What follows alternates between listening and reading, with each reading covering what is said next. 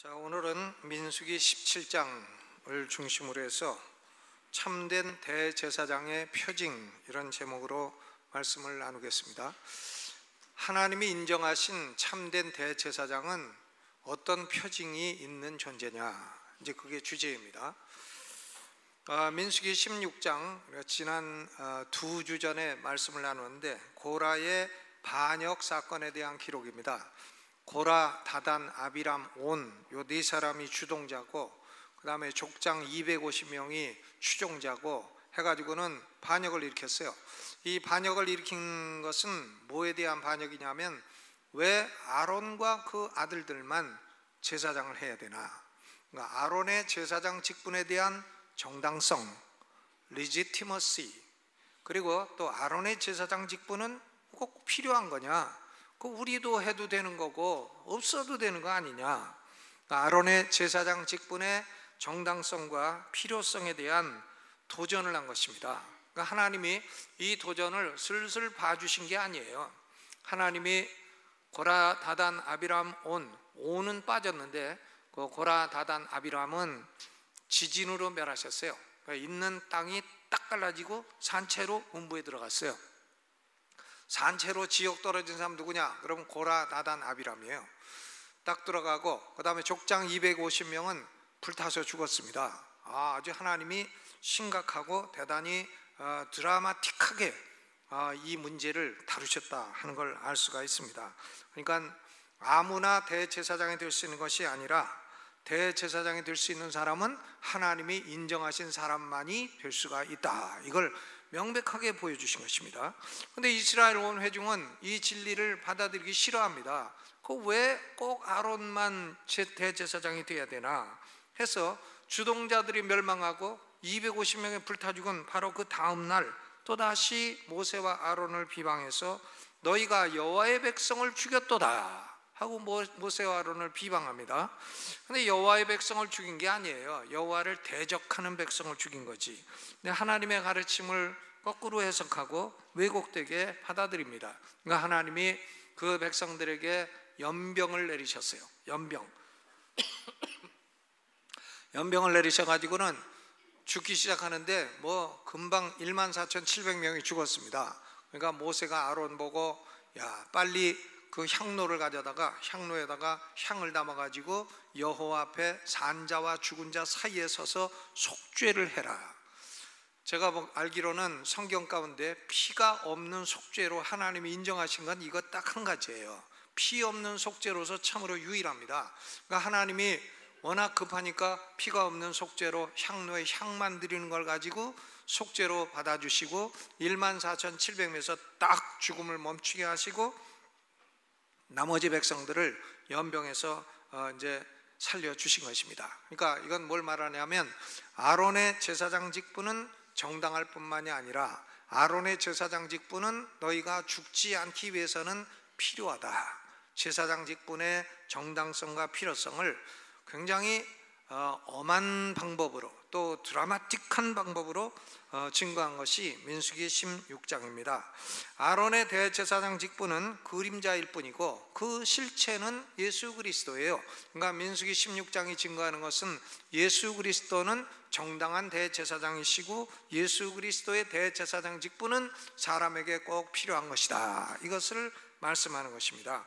여러분, 인간은 아무리 뛰어나고 유능한 존재라 할지라도, 아무리 똑똑하고 돈이 많고 아무리 훌륭하고 아무리 지도력이 뛰어나고 아무리 잘생기고 그럴지라도 하나님의 은혜가 없으면 아무런 소망이 없는 존재입니다. 하나님의 은혜가 없으면 1분 1초도 살아갈 수 없는 존재가 인간입니다. 하나님의 은혜는 두 종류가 있어요. 모든 사람에게 주시는 은혜가 있습니다. 모든 사람에게 호흡도 주시고, 지금 숨 쉬어보세요. 숨이 쉬어지나? 지금 숨 쉬는데 안 쉬어지는 분은 돌아가신 분이죠. 지금 숨 쉬어지면은 그건 하나님 은혜입니다. 호흡도 주시고 햇빛도 주시고 공기도 주시고 음식도 주시고 물도 주시고. 여러분, 하나님이 태양을 10도만 올리시면요, 우린 금방 다 죽어요. 하나님이 태양을 10도만 온도를 낮추시면 우리 금방 다 죽습니다. 산소가 조금만 없어져도 우린 다 죽어요. 금방 다 죽어요. 우리가 하나님의 은혜 없이는 1초도 살 수 없어요. 근데 이것을 모든 사람에게 하나님이 공통적으로 주시기 때문에 일반 은혜 혹은 보통 은혜라고 말을 합니다. Common grace, common grace. 그러나 인간은 일반 은혜를 받고 살고 있어도 멸망할 수밖에 없어요.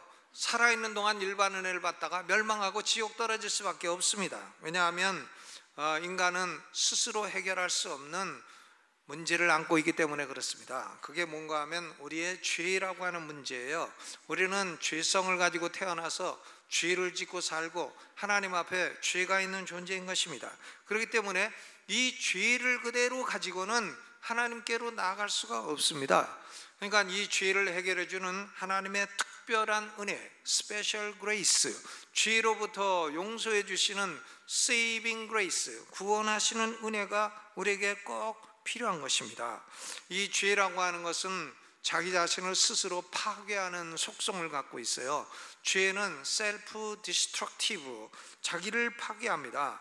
여러분, 사람들이 죄를 짓고 이제 하는데 술을 맨날 마셔. 술을 맨날 마시면 결국 어떻게 돼요? 누가 죽습니까? 술 안 먹은 옆집 아저씨가 죽습니까? 자기가 죽습니까? 자기가 죽지. 자기 파괴적이에요. 담배를 계속 피워. 전매청에 아주 고객이 됐어. 그러면 누구를 파괴합니까? 자기를 파괴하지. 자기 피해를 지금 파괴하고 있는 거 아닙니까? 술하고 담배하고 합쳐지면은 피가 나빠져 가지고 결국은 암이 생기게 되는 거예요. 그러니까 자기 스스로를 파괴, 거기다 또 마약까지 잡수셔. 그러면 그것은 완전히 결정적으로 자기를 파괴하게 되는 겁니다. 그러니까 또 집에 마누라 있는데 딴 데 가서 바람 피고 돌아댕겨. 걸리기만 하면 그것은 자기를 파괴하고 자기 가정을 파괴하게 되는 것입니다. 죄라고 하는 것은요, 항상 자기 파괴적이에요. 그러니까 인간은 자기 파괴적인 죄성을 가지고 있고 죄를 짓는 존재이고, 이 문제만큼은 스스로의 능력으로 해결할 수가 없다는 겁니다. 스스로의 능력으로요. 그러니까 모세와 아론에게 계속해서 반역하는 이스라엘 백성들의 모습은 스스로 죽여달라고 하는 자기 파괴적인 모습을 그림처럼 보여주는 것입니다. 그렇기 때문에 인류에게는 죄의 문제를 해결해 주시는 대제사장이 절대로 필요한 거예요. 산자와 죽은 자 사이에서 죄를 속죄해 주시는 대제사장이 절대로 필요한 것입니다. 사망길에서 벗어나 생명길로 가기 위해서는 대제사장이 절대로 요구되는 것입니다. 지옥에서 벗어나 천국으로 가기 위해서는 하나님이 인정하시는 정당성이 있는 대제사장이 절대로 요구되는 것입니다. 히브리서 4장 14절에 그러므로 우리에게 큰 대제사장이 있으니 승천하신 자 곧 하나님의 아들 예수시라. 우리가 믿는 도리를 굳게 잡을지어다 그랬어요. 우리 성도들에게는 대제사장 예수 그리스도가 계신 것입니다. 이 믿는 도리를 굳게 잡아라 그랬습니다. 그러면 이 세상에요, 자기 스스로가 제사장이다, 스스로가 메시아다, 스스로가 구원자다 하는 존재가 굉장히 많습니다. 종교의 창시자들은 다 그런 사람들이죠. 자기가 인류를 구원해 보겠다 해가지고 창시한 거 아니겠습니까? 대한민국에도 자기 스스로가 메시아다 하는 사람이 30명 있다가 5이 죽었대네요. 5이 죽어서 지금 25 남았다는데, 대한민국에만 25인데 다른 나라까지 다 치면은 전 세계 스스로 자기가 메시아라고 하는 사람이 수천 명, 수만 명은 될 겁니다. 그러면 이 민수기 17장의 주제는 뭔가 하면, 그렇게 스스로 제사장이라고 주장하는, 대제사장으로 주장하는 수없이 많은 존재들 가운데 하나님이 인정하신 참된 대제사장의 표징은 무엇이냐? 그게 민수기 17장이 다루고 있는 주제입니다. 해서 오늘 설교의 제목은 참된 대제사장의 표징입니다. 민수기 17장은 이 문제에 대해서 결정적인 해답을 주고 있습니다. 민수기 17장은 아론의 쌍난 지팡이의 기적이라, 이렇게 간단하게 그 제목을 붙일 수가 있습니다. 그러면 첫째로 하나님이 아론의 지팡이에게만 싹이 나게 하신 기적을 보여주신 그 목적은 뭐냐? 아론의 쌍난 지팡이의 목적은 뭐냐? 목적이 있으니까 그렇게 하신 거죠. 목적은요, 거기 2절에 나타나 있습니다. 5절과 10절입니다. 5절 읽어봅니다. 시작. 내가 택한 자의 지팡이에는 싹이 나리니 이것으로 이스라엘 자손이 너희를 대하여 원망하는 말을 내 앞에서 그치게 하리라. 아론의 싹난 지팡이의 목적은 원망하는 말을 그치게 하리라. 이게 목적이에요. 10절에도 있습니다. 읽어봅니다. 시작. 여호와께서 또 모세에게 이르시되 아론의 지팡이는 증거궤 앞으로 도로 가져다가 거기 간직하여 패역한 자에 대한 표징이 되게 하여 그들로 내게 대한 원망을 그치고 죽지 않게 할지니라 그랬어요. 원망을 그치고 죽지 않게 하라 그랬습니다. 여러분, 인간은요, 하나님이 정하신 구원의 방식에 대해서 계속 불평하고 원망하는 존재예요. 왜 내가 죄인이냐? 왜 내가 예수를 꼭 믿어야 되냐? 왜 예수만 믿어야 천국 간다 하느냐? 목사들은 왜 그렇게 마음이 좁으냐? 왜 예수만이 천국 가는 길이라 하느냐? 다른 종교도 다 있고 다른 종교의 창시자도 다 있고 다른 종교도 좋은 사람 많이 있고 다른 종교도 똑똑한 사람 많이 있는데 왜 목사들은 뭘 잘났다고 예수만 믿어야 천국 간다고 그렇게 딱 고집을 하느냐? 개독이다. 기독교인 보고 막 욕을 했었고 목사 보고 막 욕을 했었고 불평하죠. 불평해요. 이 진리에 대해서 불평하고 원망을 합니다. 인간은 죄인이고요. 죄인은 하나님께로 가려면 대제사장이 필요하고 또 대제사장은 아무나 되는 게 아니라 하나님이 인정하신 대제사장만이 대제사장이 된다 하는 이 진리에 대해서 사람들은 계속 불평하고 원망합니다. 그런데요, 여러분 생각해 보세요. 하나님께 올 수 있는 방식은 하나님이 정하는 겁니다. 사람이요, 하나님께 마음대로 내가 이 길로 갑니다, 저 길로 갑니다, 마중 나오세요, 이 길로 가니까 하나님 알아서 나와주세요, 이렇게 되는 게 아니에요. 하나님이 정하시는 거지 인간이 하나님께 가는 길을 마음대로 정하는 게 아닙니다. 국민들이 청와대에 계신 대통령을 만날 때에도 국민들 멋대로 만나는 게 아닙니다. 내가 몇 시에 가니까 나오시오? 그런다고 대통령이 나옵니까? 어림도 없죠. 대통령이 먼저 초청장을 보내야 돼요. 그러면 초청장 받고도 이제 가면은 신원조회 다 해야 되고요. 그리고 가기 전에 뭐 검색 수색 다 받아야 되고, 그리고 또 한 번만 받는 게 아니에요. 또 다시 또 뭔가 엑스레이 통과해야 되고, 복잡한 절차를 통과해야 대통령을 만날 수가 있게 되는 겁니다. 그냥 가면 만나 주지도 않아요. 그냥 청와대 그냥 들만 조금 밟다가 그 바깥길만 좀 구경하다가 오는 거지 대통령을 못 만납니다. 하물며요, 천지를 창조하신 하나님을 만나는 방식을 인간이 마음대로 정하는 게 아닙니다. 하나님이 정하신 방식을 따라야 되는 겁니다. 하나님이 정하신 방식대로 해야 갈 수 있는 거지 인간이 마음대로 내가 정한 방법대로 합니다, 그런 건 안 된다는 말씀이에요. 하나님은 죄인된 인간이 하나님을 함부로 가까이 하게 되면 죽임을 당치 못할 거라고, 면하지 못할 거라고 분명히 말씀하셨어요. 죽임을 당할 거라고, 죽임을 면하지 못할 거라고.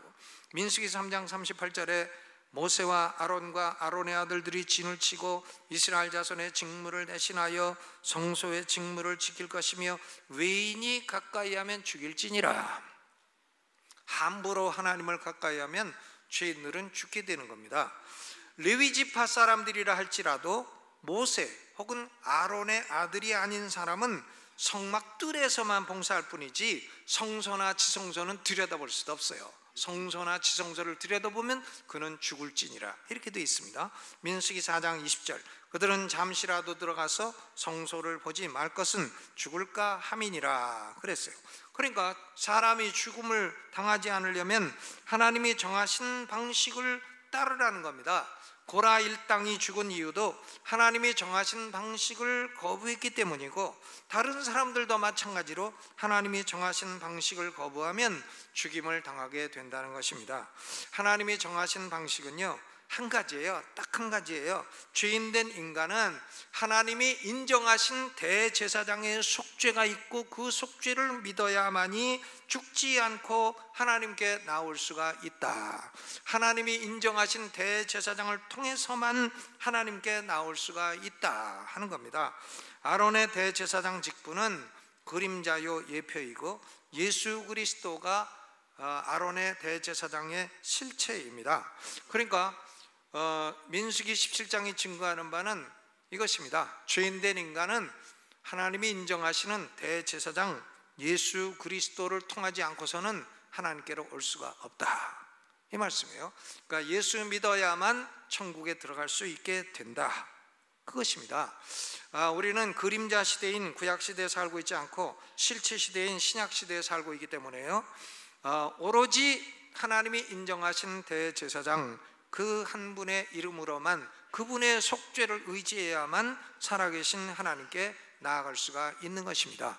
그러면 우리가 지금 죽은 후에 천국 가는 문제도 그렇고 지금 살아있는 동안 예배하는 것도 이렇게 정의를 내릴 수 있어요. 예배란 뭐냐? 죄인된 인간이 하나님이 인정하신 대제사장 예수 그리스도의 속죄를 믿고 그 속죄를 통해서 살아계신 하나님께 나오는 것이다. 예배는 하나님께 나오는 거예요. 예배는 지금 우리가 하나님을 만나는 것입니다. 이 목사는 하나님의 말씀을 증거하는 거예요. 저 개인의 생각을 증거하는 게 아니에요. 물론 저는 하나님 말씀과 생각이 완전히 똑같아요. 하나님 말씀에 내 생각이 틀린 게 있으면 항상 고쳐나가요. 성경에 맞춰나갑니다. 그러니까 우리는 예배란 뭐냐? 예수 그리스도를 믿고 의지하여 하나님을 만나고 하나님 말씀을 듣고 하나님께 기도하고, 이것이 예배인 것입니다. 그러니까 예배는요, 혹시 바빠서 못 나올 수는 있어요. 못 나올 수는 있어도 예배를 드릴 때에는 우리가 하나님을 만나는 자세로 드려야 됩니다. 예배 드릴 때에는 사실은 끄덕끄덕 조는 것도 조금 피곤해서 이해는 갑니다만은, 예배 드릴 때 자꾸 노를 저으셔. 통으로 서로 에이야노 야노야 에이야노 야노 어기여차, 계속 노저, 동서로 노저으시면 야, 하나님 앞에서 야, 나는 얼마나 피곤하면 예배 드리면서 노만 졌냐 그러실 거 아니에요. 근데 그건 그래도 좀 봐주시는데, 예배 드릴 때에 교만한 자세로 앉아 있는 거는 안 봐주십니다. 그렇게는 하지 말으셔야 돼요. 예배를 겸손한 자세로 드려야 됩니다. 예배 드릴 때 딱 다리를 꼬고 앉아가지고 삐딱한 자세로 앉아가지고 찬송 부르라고도 안 부르고 기도하라도 안 하고, 그것은 좋지 않아요. 그것은 하나님을 만나는 자세가 아닌 것입니다. 대통령 만날 때도 그렇게 만나면 아마도 기분이 안 좋아하시리라고 생각합니다. 여러분, 그러니까 신약 시대의 예배는 뭐냐? 하나님이 인정하신 대제사장을 통해 하나님을 만나는 거고, 히브리서 10장 19절로 20절에도 그러므로 형제들아, 우리가 예수의 피를 힘입어 성소에 들어갈 담력을 얻었나니 그 길은 우리를 위하여 휘장 가운데 열어놓으신 새롭고 산 길이요 휘장은 곧 저의 육체니라 그랬어요. 그러니까 예수님은 우리가 예배 드릴 수 있는 유일한 길일 뿐만 아니라 천국 가는 유일한 길이에요. 예수님이 천국 가는 길을 자신의 육체를 찢으심으로 우리 죄인들이 담대히 죽음을 두려워하지 아니하고 하나님께로 갈 수 있는 길을 열어놓으셨어요. 이것이 새롭고 산 길이라고 했습니다. 지금 신약 시대는 천국 가는 길이 환히 열렸다는 말씀이에요. 천국 가는 길이 환히 열린 줄로 믿으시기를 바랍니다. 우리가요, 그러니까 죄를 지어서 지옥 가는 게 아니에요. 죄를 지어서 지옥 가는 게 아닙니다. 왜냐?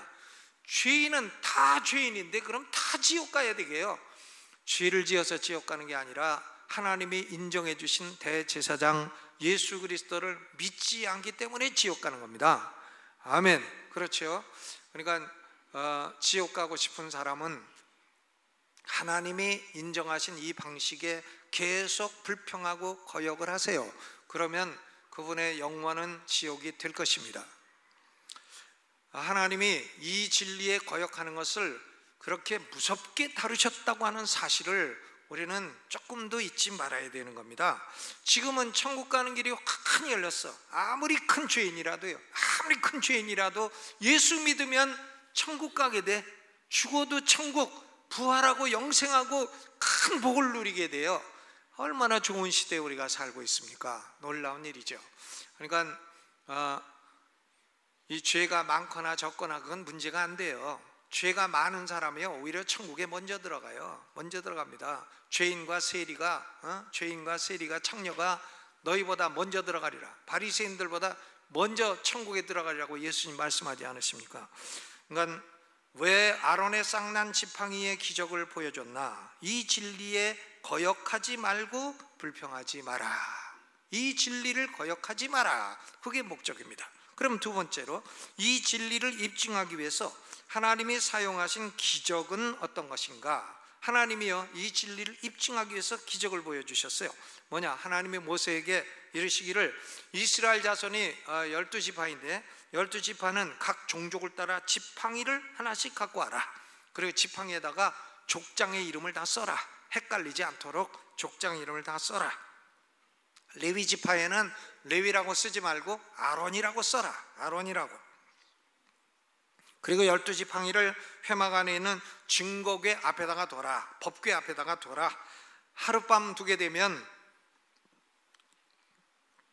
하룻밤 지나게 되면 그 다음날 여호와의 택한 자의 지팡이에서만 싹이 날 것이다. 이렇게 말씀하셨어요. 여러분, 지팡이는 무슨 의미가 있나? 세 가지 의미가 있습니다. 첫째는 지팡이는 히브리어로 마테라고 하는데 종족이라고 하는 의미가 있어요. 그러니까 마테라는 히브리어 단어를 찾아보면 지팡이, 스테프라고도 돼 있고 또 트라이브, 종족이라고도 돼 있어요. 의미가 두 가지가 있어요. 그러니까 이 지팡이는 종족을 상징하기에 적합한 언어적인 기능이 있다. 이렇게 첫째로 생각할 수 있고요. 둘째로 지팡이는 권위의 상징이에요. 권위. 임금님이 지팡이를 갖고 있잖아요. 임금의 홀이라고 합니다. 임금의 홀이죠. 지팡이. 모세가 출애굽을 할 때 뭐 갖고 했나? 지팡이 하나 갖고 했습니다. 지팡이 하나 가지고 하수를 탁 치니까 하수가 변하여 피가 되었어요. 출애굽기 7장 20절. 지팡이를 잡고 강들과 운하들과 연못에다 딱 펴니까 개구리가 다 올라왔어. 개구리가 다 온통 애굽 땅으로 올라와 가지고는 국그릇에도 개구리 들어가고 밥그릇에도 개구리 들어가고. 여러분, 미역국 먹는데 개구리 5마리 들어있으면 먹어요, 안 먹어요? 밥 먹는데 밥에 개구리 2마리가 딱 올라와 있으면 먹어요, 안 먹어요?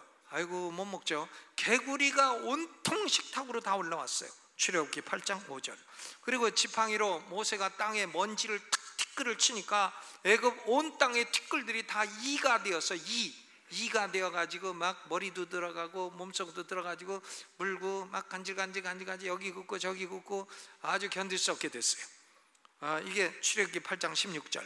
그러니까 애굽의 술객들도 한두 가지는 따라오다가 먼지를 다 이로 바꾸는 거. 아이고, 이건 우리는 못합니다. 이건 하나님의 권능이 아니고서는 할 수 없는 일이라 그랬습니다.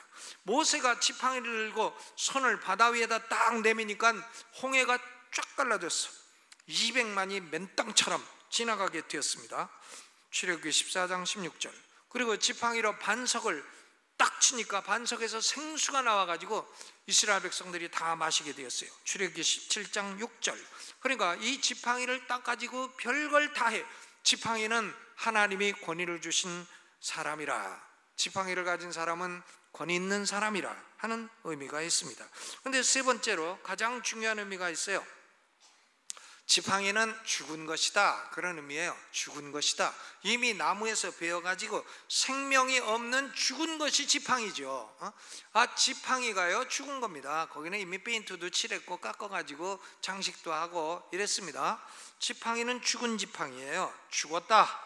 그런데 죽은 지팡이에서 싹이 나고 꽃이 피고 열매가 맺힌다면 그것은 죽은 생명이 살아나는 부활의 기적이라고 하는 의미가 있는 것입니다. 지팡이는 죽은 건데 죽은 데서 열매가 나온다. 이게 부활입니다. 8절에 보니까 이튿날 모세가 증거의 장막에 들어가 본즉 레위 집을 위하여 낸 아론의 지팡이에서 우미 돋고 순이 나고 꽃이 피어서 살구 열매가 맺혔더라. 살구 열매, 이게 영어로는 알몬드라고 돼 있어요. 알몬드, 초콜릿 만드는 알몬드 있잖아요. 이 알몬드는 심장이 나쁜 분은 사서 매일 먹으면 심장에 좋다고 우리 신재균 목사님이 가르쳐 주셨어요.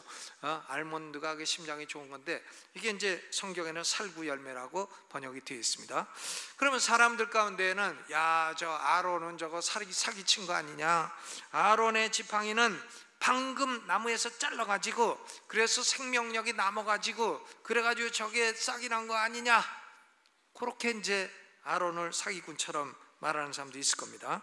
그런데요, 아무리 이게 금방 나무에서 잘랐다 할지라도 하룻밤 사이에 우미 돋고 순이 나고 꽃이 피고 열매를 맺을 수는 없는 겁니다. 그러니까 하룻밤 사이에 이게 화다닥 다 이루어졌다는 것은 아무리 그 지팡이가 뭐 생명력이 조금 남아있다 할지라도 그것은 오로지 하나님의 역사요 기적인 것입니다. 여러분, 아론의 죽은 지팡이에서만 싹이 나고 꽃이 피고 열매를 맺은 것은 예수 그리스도가 죽은 자 가운데서 부활하실 것의 예표인 것입니다. 그러니까 이 민수기 17장은 명백한 진리를 말하는 게 이거예요. 뭐냐? 누가 하나님이 권위를 주시고 누가 하나님이 정당성을 인정해 주시는 대제사장이신가? 그 표징은 뭔가? 그 표징은요, 죽은 자 가운데서 다시 살아나는 부활만이 참된 대제사장이 되시는 표징이 된다는 겁니다. 그러니까 이 세상에 종교의 창시자가 얼마나 많아요. 뭐 유교도 공자님, 맹자님 계시죠. 또 뭐 불교도 시달타 고다마 부처님이 계시죠. 또 뭐 알라신을 섬기는 이슬람도 마호메트가 계시죠. 다 계십니다. 또 뭐 종교의 창시자가 많아요. 종교의 창시자들은 다 보면 머리가 탁월한 사람들이고 지도력도 탁월한 사람들이고 종교 능력이 탁월한 사람들이에요. 종교 능력이. 이단 교주들도 보면 종교 능력이 탁월한 사람들이에요. 종교 기술이 좋은 사람이에요. 종교 기술. 그러니까 사람들을 그렇게 모으죠. 종교 기술이 좋은 사람들입니다. 아주 똑똑한 사람들이에요. 그런데요, 그 사람들이 하나님이 인정하시는 대제사장이 되려면 죽었다가 다시 살아나야 돼.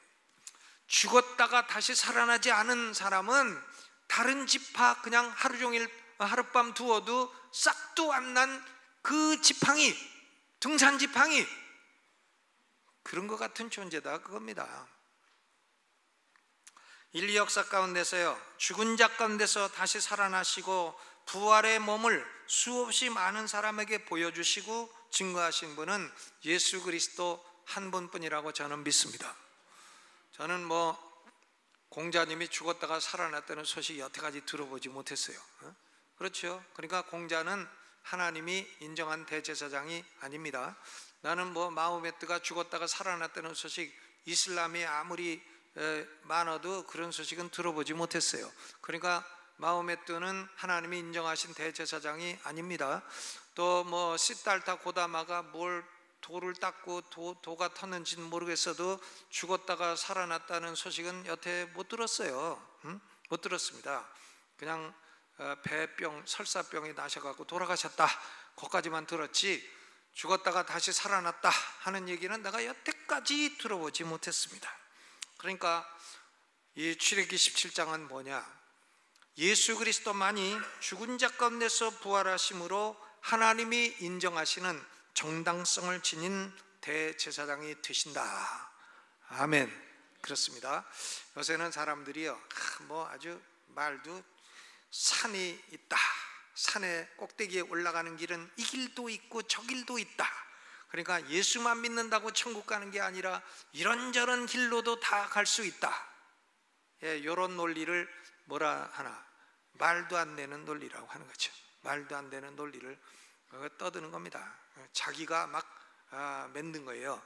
왜 예수만이 하나님 인정하신 대제사장이냐? 나는 못 믿겠다. 그럼 그 사람 지옥이지 뭐. 지옥 가는 거죠. 이 진리에 거역하고 불평하고 반항을 하는 거죠. 그 고라자손처럼 되는 것입니다. 그렇죠. 여러분, 사도행전 3장 14절로 15절에 베드로가 백성들에게 이렇게 설교했습니다. 너희가 거룩하고 의로운 자를 부인하고 도리어 살인한 사람을 놓아주기를 구하여 생명의 주를 죽였도다. 그러나 하나님이 죽은 자 가운데서 다시 살리셨으니 우리가 이 일의 증인이로다. 예수 그리스도의 부활은 증인도 많고 그 부활을 증거하는 설교도 수십만 편은 될 겁니다. 논리도 많아요. 그러나 부활을 부인하는 논리는 아무것도 없어요. 부활을 부인하는 논리는 없는 겁니다. 예수 그리스도만이 인류에게 필요한 대제사장이시요 하나님이 인정하신 대제사장이신 것입니다. 그 징표가 뭐냐? 부활이죠. 그 징표가 부활입니다. 부활하지 못한 자는 대제사장이 아니에요. 메시아가 아닙니다. 부활한 분만이 메시아예요. 부활한 분을 믿어야 우리도 부활하게 되고 우리도 죽었다 살아나게 되고 우리도 천국 가게 되는 것입니다. 여러분, 이 도리를 굳게 지키시기를 주님의 이름으로 축원합니다. 아멘. 민수기 17장 10절에 보니까 10절 여호와께서도 모세에게 이르시되 아론의 지팡이는 증거궤 앞으로 도로 가져다가 거기 간직하여 패역한 자에 대한 표징이 되게 하고 그들로 내게 대한 원망을 그치고 죽지 않게 할지니라 그랬어요.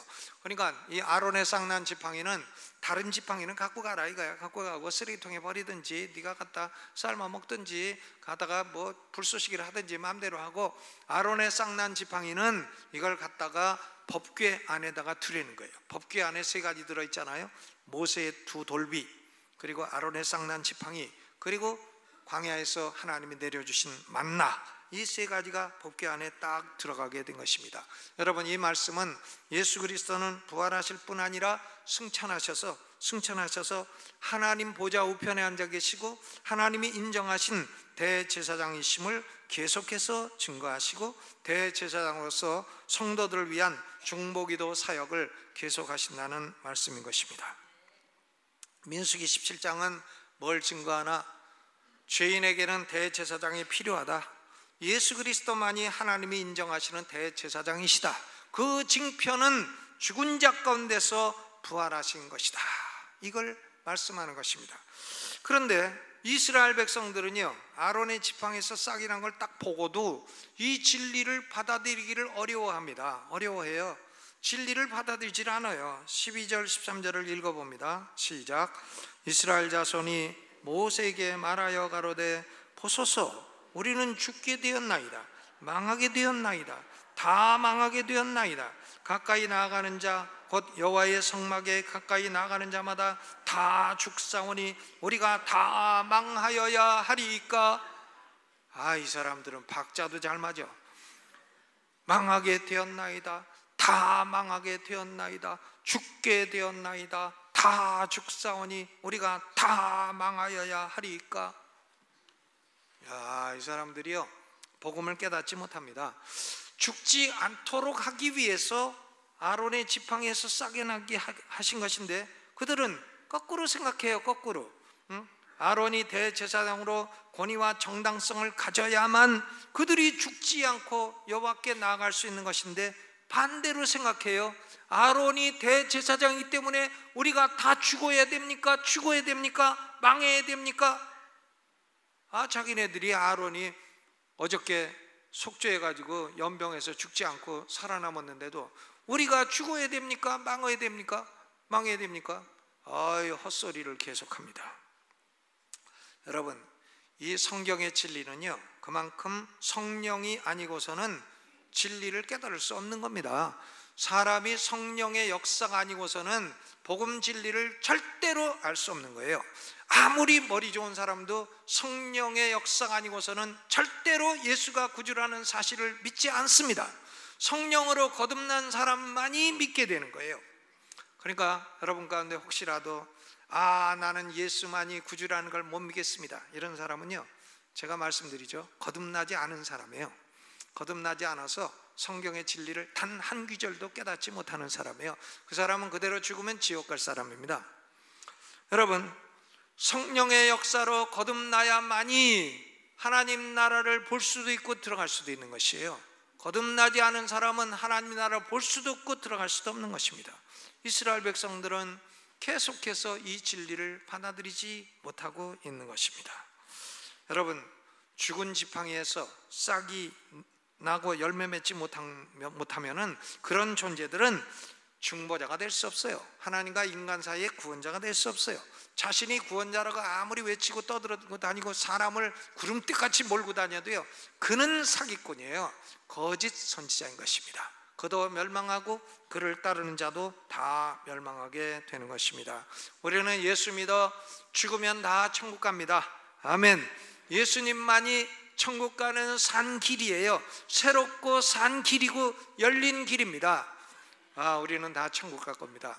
천국 가서 부활하게 되고 영생하게 되고 큰 축복을 영원히 누리며 살게 될 것입니다. 아멘. 옆에 분하고 인사하세요. 우리는 천국에서 만날 겁니다. 그렇죠. 이것을 농담으로 해서는 안 되는 거예요. 천국에서 다 만나게 되죠. 그리고 영생 부활하고 큰 복을 누리며 살게 돼요. 지금 이 세상은요, 잠깐 여행 나온 거예요. 여행 나온 여행객입니다. 우리가 여러분 사는 집이 좋은 집이면 호텔에 계신 거고, 좀 안 좋은 집이면 모텔 계신 거고, 이제 그런 차이고, 또 이 몸이 건강하면 좀 여행을 좀 오래 할 수 있는 거고, 약하면은 좀 빨리 오래는 거고, 이제 그런 거죠. 우리가 여행을 오고 있는데, 우리는 대한민국이란 나라에 지금 여행을 와 있는 겁니다. 해가지고는 이제 외국인으로 나그네로 우리가 살아가는 거예요. 살아가다 어떤 때는 대한민국이 그래도 우리가 있는 나라인데 잘 되기를 바라는데, 잘못되면 속이 상하기도 하고 잘 되면 좋기도 하고, 이제 그런 거지만 뭐 그렇다고 해도 너무 그렇게 신경 쓸 건 없어요. 너무 신경 쓰고 막 이민 가야지 막 그럴 건 없다 이거예요. 그냥 사세요. 아멘. 그렇죠. 이 세상 일은 지나가는 겁니다. 지나가는 거고요. 우리는 영원한 천국에서 살게 될 것입니다. 그리고 우리는 하나님이 인정하신 대제사장 예수 그리스도를 통해서 이 땅에 사는 동안에도 끊임없이 하나님 보좌로 나갈 수 있어요. 보좌에 나가서 하나님의 은혜를 입을 수가 있습니다. 히브리서 4장 16절, 그러므로 우리가 긍휼하심을 받고 때를 따라 돕는 은혜를 얻기 위하여 은혜의 보좌 앞에 담대히 나아갈지니라. 죽음을 두려워함이 없이 하나님 계신 은혜의 보좌 앞으로 담대히 나갈 수 있어요. 날마다 나갈 수 있어요. 그러면 하나님은 두 가지를 주십니다. 우리를 불쌍히 여겨주시고, 불쌍히 여겨주셔 긍휼히 여겨주시고, 때를 따라 돕는 은혜를 주시죠. 돈이 필요하면 돈 주시고, 건강이 필요하면 건강 주시고, 위로가 필요하면 위로를 주시고, 또 축복이 필요하면 축복을 주시고, 때를 따라 하나님이 도와주시는 은혜를 베풀어 주십니다. 그러니까 이 땅에 사는 동안에는 은혜의 보좌 앞으로 수시로 나아가시고, 이 땅을 떠나면 천국에서 만날 수 있기를 주님의 이름으로 축원합니다.